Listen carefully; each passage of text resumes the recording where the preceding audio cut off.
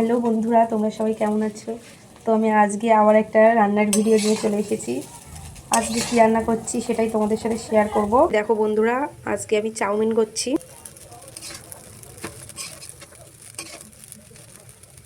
এই যে চাউমিন হচ্ছে, আমার চাউমিন ভাজা হয়ে গেছে।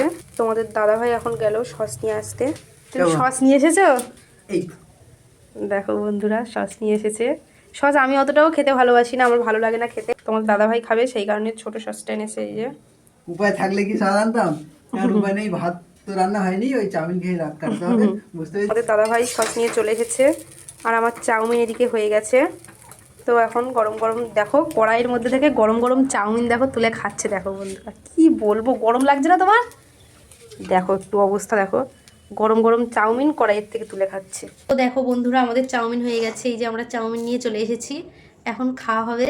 তো আজকের ভিডিওটা এই পর্যন্তই। গুড নাইট তোমাদের সবাইকে, টাটা। তোমরা যারা যারা চাউমিন খেতে ভালোবাসো সবাই চলে এসো।